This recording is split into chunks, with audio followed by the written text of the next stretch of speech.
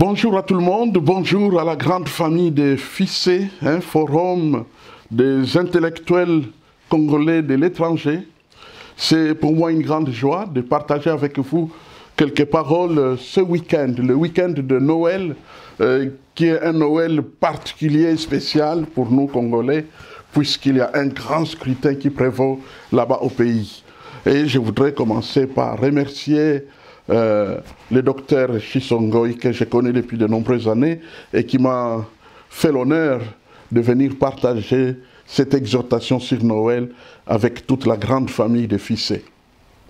Alors sans plus attendre, je vous propose une lecture de la parole de Dieu que nous allons trouver dans Luc chapitre 2 à partir du premier verset et suivant. Luc chapitre 2, 1 et suivant. En ce temps-là parut un édit de César Auguste ordonnant un recensement de toute la terre. Ce premier recensement eut lieu pendant que Quirinius était gouverneur de Syrie. Tous allaient donc se faire inscrire, chacun dans sa ville. Joseph aussi monta de la Galilée, de la ville de Nazareth, pour se rendre en Judée, dans la ville de David, appelée Bethléem, parce qu'il était de la maison et de la famille de David, afin de se faire inscrire avec Marie, sa fiancée, qui était enceinte. Pendant qu'ils étaient là, le temps où Marie devait accoucher arriva, et elle enfanta son fils premier-né. Elle l'emmaillota et le coucha dans une crèche, parce qu'il n'y avait pas de place pour eux dans l'hôtellerie. Il y avait dans cette même contrée des bergers qui passaient dans les champs les veilles de la nuit pour garder leurs troupeaux. Et voici un ange du Seigneur leur apparut, et la gloire du Seigneur resplendit autour d'eux. Ils furent saisis d'une grande frayeur.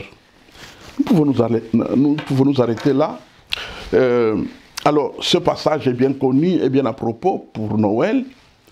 Et j'ai retenu comme sujet de notre méditation une grande lumière a brillé les jours du premier Noël.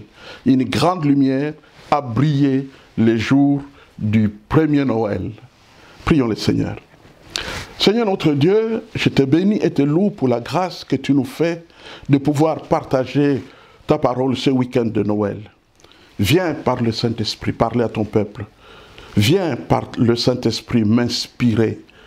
Viens par le Saint-Esprit conduire cette méditation et surtout que tu puisses atteindre nos cœurs pour déposer au fond de nous ce qui vient de ton cœur.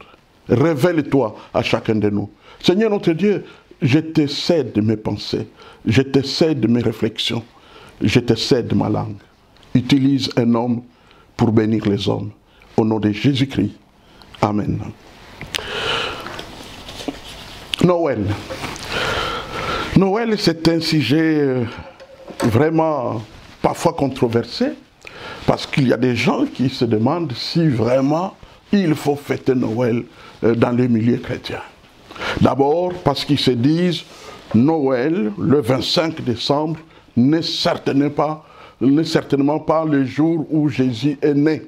Donc à cause de cela, ils estiment que ça ne vaut pas la peine de fêter Noël. Et puis il y en a d'autres qui vont plus loin pour dire que oui, le 25 décembre, lorsqu'on vérifie dans les mythologies, on découvrira que c'était une autre divinité qui était célébrée à l'époque et les chrétiens qui n'avaient pas de créativité ont récupéré cette date pour essayer de l'appliquer au christianisme. Toutes ces raisons qui sont partagées sont accueillies d'une manière ou d'une autre selon la culture de ceux qui entendent parler de Noël. Alors, c'est pourquoi dans cette exhortation, j'ai voulu réserver une introduction pour parler un peu de l'historique du 25 décembre. À quelle occasion, à quelle époque, pourquoi le 25 décembre avait été choisi par les églises pour être célébré et surtout depuis quand est-ce que cette date a été retenue. Et pour le faire, je voudrais recourir à deux indices. Premier indice, tiré de la Bible, et deuxième indice, tiré de l'histoire. Alors d'abord, sur le plan biblique. Quand nous lisons la Bible, principalement dans Luc, chapitre 1, le verset 36, on nous parle dans ce passage de l'ange qui visite une jeune fille, et vous savez, chez les Hébreux, jeune fille ou jeune fille vierge, c'est la même chose, c'est synonyme. Donc, l'ange visite cette jeune fille appelée Marie pour lui annoncer une nouvelle surprenante. Tu vas être enceinte sans le concours d'un homme. Elle est troublée, elle est surprise. Elle dit, mais c'est pas possible. Je suis une juive, je ne peux pas avoir connu d'homme avant de me marier. Que se passe-t-il là? Et alors une discussion est engagée. L'ange va expliquer à Marie que non, c'est la puissance du Saint-Esprit qui produira l'effet de cette conception. Alors, pour lui donner une preuve, il lui dit, toujours l'ange Gabriel, il va dire à Marie, ta parente, qui se révèle être en principe une cousine de Marie, Élisabeth, la femme d'un sacrificateur appelé Zacharie, est enceinte et elle en est au 6e mois, elle qui était stérile. Là, Marie est touchée. Touchée parce que tout le monde savait dans la famille qu'Élisabeth n'enfantera jamais. C'est la raison pour laquelle, dans la suite du temps, Marie va se lever pour aller là où habitait Élisabeth, pour constater qu'effectivement, elle attendait famille. Donc elle va arriver là-bas, et quand elle arrive, il y a ces contacts qui se passent, qui surprend. Certains observateurs y voient les moments où la puissance du Saint-Esprit touche Marie, puisque Élisabeth va dire qu'au moment où tu m'as salué, le petit enfant qui est dans mon sein, dans mon ventre, a remué d'allégresse. Et donc, on pense que c'est à ce moment-là que la puissance du Saint-Esprit a touché Marie pour qu'elle puisse concevoir son fils premier-né, c'est-à-dire Jésus-Christ, notre Sauveur. Donc, voilà un peu ce qui se passe. Alors, les biblistes ont noté ce 6e mois comme un indice intéressant pour comprendre quand est-ce que, effectivement, la date de Noël a eu lieu. Alors, pourquoi c'est intéressant? C'est parce que Zacharie, le mari d'Élisabeth, étant sacrificateur de la classe d'Abijah, quand vous allez dans l'Ancien Testament, dans 1 Chronique chapitre 24, là vous allez découvrir un peu comment fonctionnaient les sacrificateurs pour rendre des services au temple. Chaque sacrificateur passait 2 fois 8 jours au temple, séparé de sa famille, dans la prière, pour pouvoir servir l'Éternel en faveur du peuple. Et justement à cette époque-là, Zacharie va prier Dieu, demandant à Dieu de lui donner une progéniture. Et c'est à ce moment-là, d'après Luc chapitre 13 et suivant, que l'ange va se manifester pendant qu'il est enfermé là-bas, au temple, pour lui dire, tu es exaucé, tu auras cet enfant que tu as demandé. Et il y a des détails qui sont donnés. Donc, comme je l'ai dit, les biblistes ont retenu 6 mois, c'est depuis 6 mois, et pendant que Zacharie est là-bas dans le service sacerdotal, il ne peut pas être avec sa femme, mais quand il sort, et les dates sont reconnaissables. D'après certaines recherches, on peut situer ces 24 semaines où Zacharie a servi là-bas au temple, les 24 semaines peuvent se terminer aux alentours du mois de septembre, octobre de cette année-là. Et donc quand il va sortir, bien entendu qu'il va être avec sa femme, et que c'est dans cette période, septembre, octobre de ce mois, de cette année-là, que Jean-Baptiste va être conçu.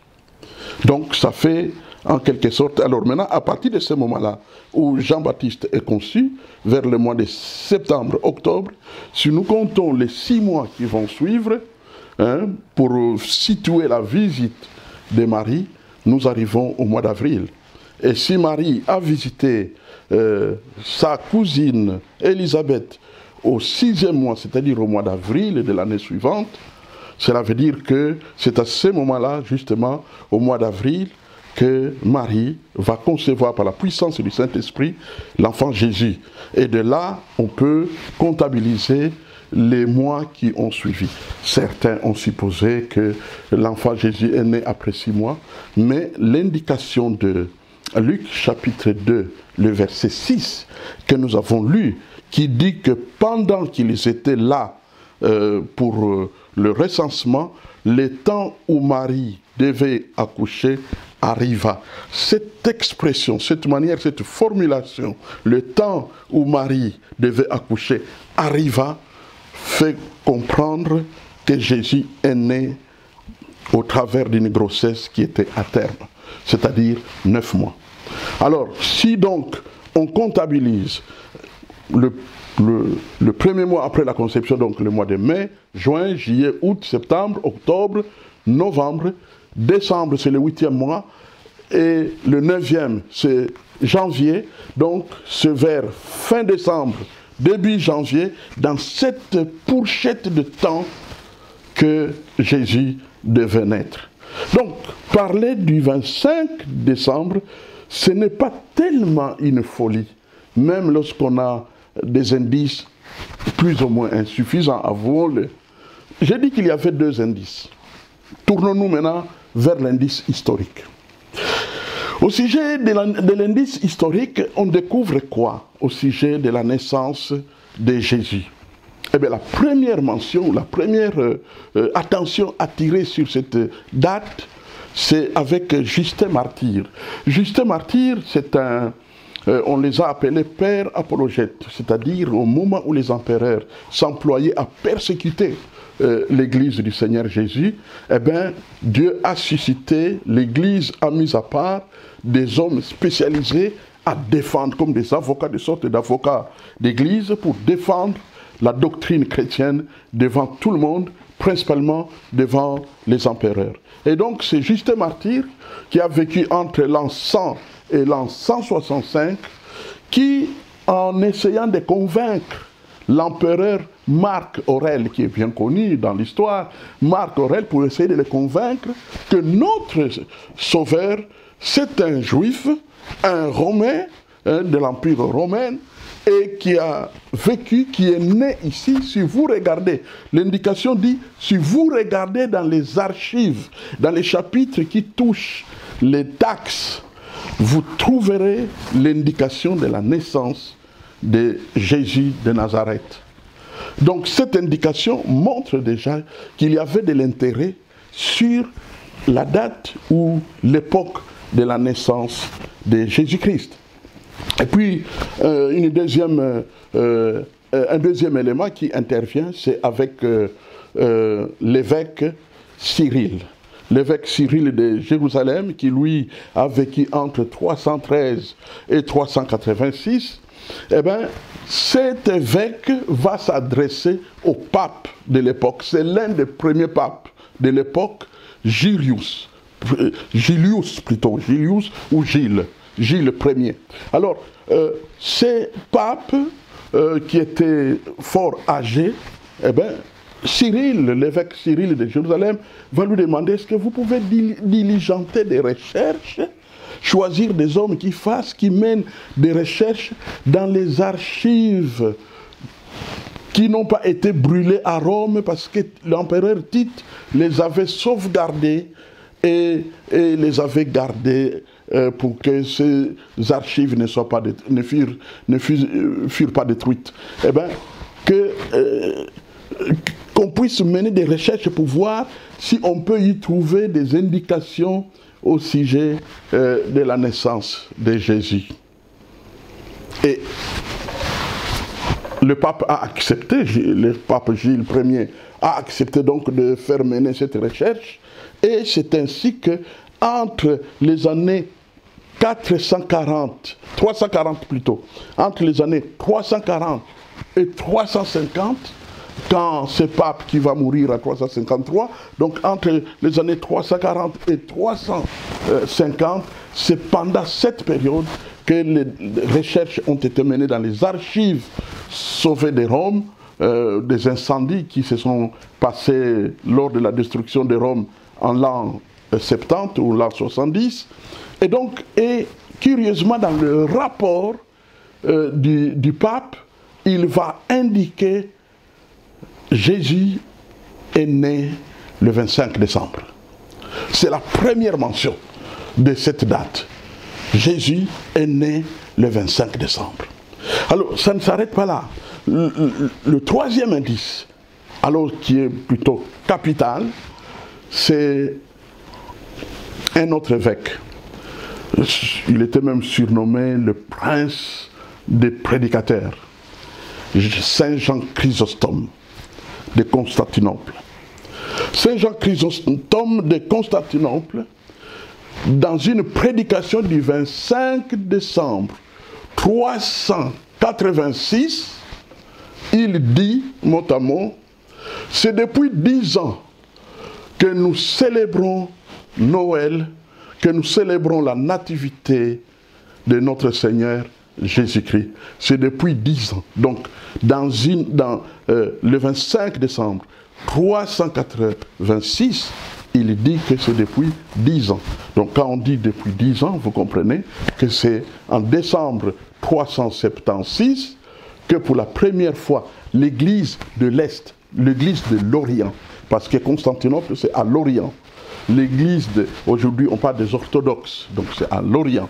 Eh bien, l'église de l'Orient adopte la date du 25 décembre qui était déjà reconnue à l'église de l'Ouest, donc à Rome, entre 340 et 350. Donc, soit environ 20 ans après que la date du 25 décembre était adoptée. Quand on voit ces éléments, on peut dire qu'au fait, la date du 25 décembre était quand même adoptée d'une manière réfléchie par l'Église. Que ce n'était pas simplement copié et puis collé sur l'Église, mais que c'était un objet de réflexion profonde, en sorte qu'on peut dire, même s'il y a eu des erreurs, mais en tout cas, on est dans la période où Jésus est né.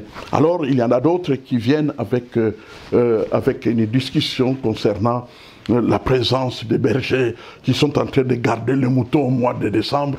C'est quand même invraisemblable, parce que c'est l'hiver.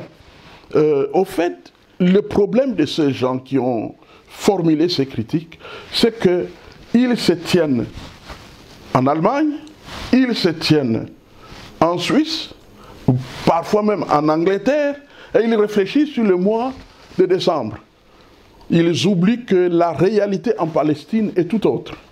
Parce que là-bas, il est vrai qu'il y a des hivers, mais rarement des hivers rudes. Ça, c'est une chose. Et la deuxième chose, c'est qu'au fait, à cette époque-là, parce qu'on préparait souvent des moutons qui devraient être purs pour servir aux holocaustes, eh bien, ces moutons devraient être vigoureux. D'où la nécessité de les garder le plus souvent dehors, pour que ces moutons soient vraiment préparés à être utilisés par la société qui s'intéressait beaucoup aux moutons, comme je dis, qui étaient purs. Maintenant, quand j'arrive à la fin de ces réflexions strictement techniques, théologiques, historiques, je voudrais immédiatement faire une remarque importante. L'important, mes frères et sœurs, ce n'est pas tant qu'on puisse savoir que c'est vraiment le 25 décembre que Jésus est né. Non, le plus important, c'est plutôt l'essence qu'il y a dans la naissance de Jésus. Nous, vous et moi, nous naissons pour vivre. Mais Jésus, lui, est né pour mourir. Déjà, dès la première mention d'amour de son Père sur son envoi, c'est-à-dire l'envoi à la naissance, Dieu dit dans sa parole, Dieu a tant aimé le monde qu'il a donné son Fils unique, afin que quiconque croit en lui ne périsse point, mais qu'il ait la vie éternelle. Et le verbe donner qui est utilisé dans Jean chapitre 3, verset 16, c'est un verbe qui fait allusion au sacrifice. Donc, Jésus est né pour être sacrifié. Jésus était comme ce mouton qu'on garde, et bientôt les Yom Kippour, c'est-à-dire les jours du pardon de Dieu, qu'on va offrir en holocauste pour que les gens puissent bénéficier du pardon. C'est dans ces contextes que j'ai donné. Donc, ce qui doit nous concerner le plus, c'est le sens et pas la date. Puisque j'ai fini de vous partager ces quelques indications historiques et bibliques concernant la détermination de la date de la naissance du Sauveur, je peux maintenant m'exprimer sur quelques éléments, quelques vérités bibliques qui peuvent nous aider. Et j'en ai gardé une seule. C'est dans Luc chapitre 2, les versets 8 et 9 disent ceci. Il y avait dans cette même contrée des bergers qui passaient dans les champs le veille de la nuit pour garder leurs troupeaux. Et voici, un ange du Seigneur leur apparut. Et la gloire du Seigneur resplendit autour d'eux. Et ils furent saisis d'une grande frayeur. Certains d'entre vous, vous avez fait l'expérience des champs. Moi, en plus des champs, j'accompagnais souvent mon père à la chasse. Il faisait noir, tout noir, là-bas au village. Pas de lumière. La seule lumière possible, c'était les étoiles au ciel et parfois la lune. Sinon, tout était noir. Imaginez que vous vous retrouviez dans une telle expérience et que tout à coup, une lumière éblouissante tombe sur vous. Quelle serait votre réflexion? Comment est-ce que vous allez réagir? On comprend que les bergers étaient frappés de frayeur. Vous allez probablement fermer les yeux et ainsi de suite parce que cette lumière, c'est invraisemblable. On n'a jamais vu une telle chose. Et le pire, c'est que de cette lumière jaillit une voix. N'ayez pas peur, je vous annonce une bonne nouvelle. Quelqu'un va naître, Jésus-Christ, Fils de Dieu, qui sera le sauveur de la terre, qui apporte le pardon aux hommes, mais qui sera une lumière qui éclaire tout homme. Lumière, grande lumière. Donc, nous pouvons considérer parmi tant d'autres vérités spirituelles que nous trouvons dans l'expérience de Noël, il y a la lumière. Noël est là pour éclairer. Éclairer tout homme. Nous sommes tous dans les ténèbres, d'une manière ou d'une autre. Soit par les choix que nous faisons, nous pouvons être dans les ténèbres. Soit par les épreuves que nous affrontons, nous pouvons faire l'expérience des ténèbres. Soit par les déceptions, toutes sortes de situations peuvent faire que nous puissions nous retrouver dans une expérience des ténèbres. Eh bien, à ce Noël, je voudrais vous exhorter de croire qu'il y a la grande lumière qui va nous frapper, qui va éclairer nos ténèbres, qui va nous aider à vaincre, à y voir plus clair au sujet de nos ténèbres, afin que nous puissions remporter des victoires et empêcher que les ténèbres soient utilisées par Satan pour nous détruire. Ce que j'aime avec la lumière du Sauveur, c'est qu'une fois il a grandi et qu'il a commencé à prêcher, un jour il dira, alors qu'il a déclaré à ses disciples, « Je suis la lumière du monde », il a ajouté, « Vous êtes la lumière du monde ». Donc la lumière, la grande lumière de Noël, c'est une lumière transmissible. C'est une lumière, quand elle vient, elle nous éclaire, elle nous fait sortir de nos ténèbres, mais en plus, elle nous arme de lumière, pour qu'à notre tour, nous puissions éclairer tous ceux qui nous entourent, tous ceux qui sont dans les ténèbres, tous ceux qui ne savent pas où se trouve la direction qu'ils peuvent suivre. Ça me fait penser clairement à l'expérience qu'est en train de vivre Fissé actuellement, dans son département d'observation, de scrutin, des élections. C'est une lumière sans intérêt, une lumière qui n'a aucune intention. Pendant que les autres sont en train de voir comment ils peuvent donner un peu d'argent là-bas pour obtenir une voix ou pour essayer de bourrer peut-être les urnes, pendant qu'ils se bataillent, pendant qu'ils font toutes sortes de choses, eh bien, on voit nos 13 apôtres de Fissé sont là pour voir, pour poser des questions, pour éclairer, pour proposer des solutions, pour aimer, pour illuminer, pour éclairer. C'est scrutin qui va déterminer, je le crois sincèrement, l'avenir de notre pays. Donc, nous sommes tous concernés par la lumière de Jésus. Il n'est pas venu éclairer quelques hommes, quelques nations, seulement les Juifs. Non, Jésus est venu éclairer tout homme. Et nous avons tous besoin de sa lumière. Et on peut même aller plus loin pour découvrir qu'en réalité, Jésus est venu faire une sorte d'échange. Il nous donne sa lumière et à la place, le jour de sa crucifixion à la croix, il va prendre nos ténèbres, nos péchés, qu'il va porter sur lui pour que nous ne soyons plus condamnés pour nos péchés. Nous avons tous donc besoin de Noël. Je sais que Noël a cette tradition, qu'il y a tellement de choses qu'on fait, les guirlandes, la nourriture, les cadeaux à gogo, le sapin. Mais je voudrais nous exhorter tous qu'au-delà de toutes ces distractions, je les mets entre guillemets, que nous puissions nous souvenir qu'il y a la grande lumière qui nous a approchés. Et laissons cette grande lumière nous éclairer parce que nous en avons réellement besoin. Laissons la grande lumière de Jésus nous éclairer, illuminer nos cœurs, illuminer nos familles.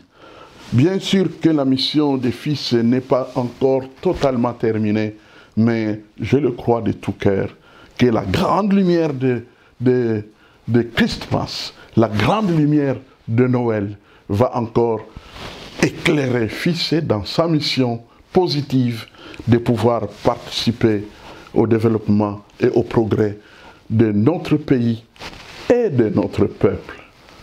Que Dieu vous bénisse au nom de Jésus-Christ. Je voudrais terminer par la prière.